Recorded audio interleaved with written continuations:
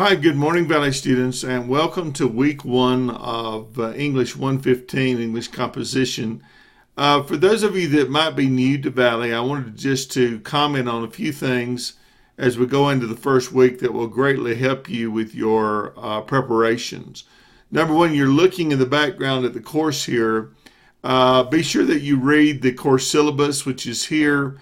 It's pretty much the Bible for the course. Lays out the course, tells you how much things count, how important different things are. Also, there's the online participation rubric and the discussion forum grading rubric that you need to look at. Be sure that you understand that in discussion boards, number one, we can only take those by the deadline on Sunday night. You cannot turn in late discussion boards because they pertain to that week's work, and if you run late, then you lose the link of talking to your classmates and of it being meaningful. So you must finish those by midnight on Sunday night. That includes the initial post and the response to your classmates in order to get credit for them. And I just wanted you to know that. Also, your initial post should encompass about 125 words, and then your response to your classmates should encompass about 50 words in order to meet the word count. But it's more than word count. It's about content. You, from your studies and things that you've done, you respond in a meaningful way in that initial post, and then you respond to your classmates, something that they've said that you're picking up on that would be of help and encouragement to them and for learning for the classmates. First of all, at each beginning of the quarter for that week, these are the learning objectives. These come from your syllabus, but they're well worth you reading over and being sure that you understand them. Also, we have a first day quiz, and anybody can take this quiz. You don't have to really prepare for it. It asks you the question, have you looked at the syllabus, and do you have your textbook, getting you ready for the week to come. So that only is good on Monday. It is your check-in point.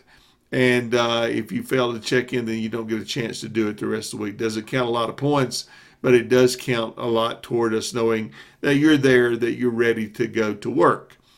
For week one, we have some videos here. There are 4 of these on identifying parts of speech, comma use, run-on sentences, and sentence fragments. And then these are your reading assignments for this week. So look through those in your textbook and be sure that you grasp those. Some of it for you is review. If you took this in high school and paid attention, then it's for you. If you did not pay attention and don't have a good background in grammar and punctuation, I would encourage you to spend more time in those chapters. Your first discussion board and the initial post is actually due on Wednesday night, and then you have the rest of the week to respond to your classmates, is on your speech can betray you. And we respond to that after watching those videos above, and be sure that you do that. When you click on it, there is a box to respond and then respond to your classmates. Also, the second discussion board is due on Sunday night. Be sure that you look at that, and then of course the videos and things above that, and it's also a review of the same materials in the textbook, but we're looking at the 8 parts of speech: adjectives and adverbs, dependent and independent clauses. In the welcome video, I said something about the importance of communication and writing, and let me say that again, that to write well is to communicate well.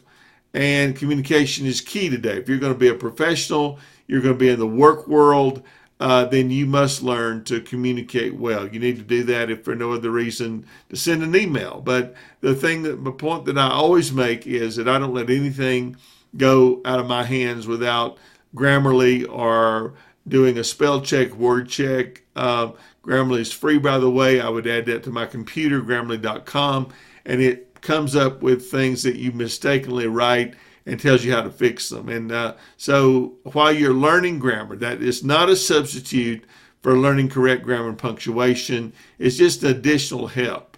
There is no excuse for us not knowing grammar and punctuation when we have the tools that we do to learn that. So as a part of your career, if you didn't learn it the first time, then you get the opportunity to learn it the second time, and I encourage you to do that.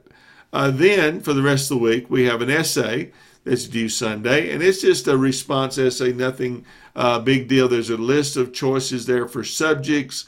And it's just a writing experiment. So be sure that you spell check it. Be sure that you proofread it. Never let anything go out of your hands that hasn't been proofread. I encourage students to read aloud so that they can hear what other people hear when they read your essays. If it's clunky, fix it. If there are errors, fix them. Look for subject-verb agreement. Look for capitalization. That's probably the number one miss in student writing, is capitalizing proper nouns. And if you need to know what a proper noun is as opposed to a common noun, then you have a textbook to go back and look at that. You will have exercises also due. These will come from MindTap and will be from your course book. And then your homework for the week is to begin the process of choosing a subject for your research paper and the instructions there. And I give you a list of suggested topics. If you go outside the list, then you will need to send me a request form to write on that topic. But you need to begin to form that over the 3 weeks. We'll write the research paper. And then you will have your quiz 1, which comes from basically some exercises from the things you're supposed to be reading, some questions. So be sure that you're very familiar with the parts of speech and what they are, and then be able to identify things like fragments and run-on sentences. Okay, well, that's our recap for week 1. And so I look forward to seeing your work, interacting with you in the discussion board. I'll be there during the week commenting. Always go back and look at my notes that I leave for you, my feedback on things that will be posted on the site, so you can go back and see what you missed. It's always a good thing to do that. Incorporate into the next paper. It's about continual improvement and about continue to learn to do things correctly. So I encourage you to work hard on that these next 3 weeks, and let's finish with a course that will greatly benefit you in your professional career and in your life in general. Thanks.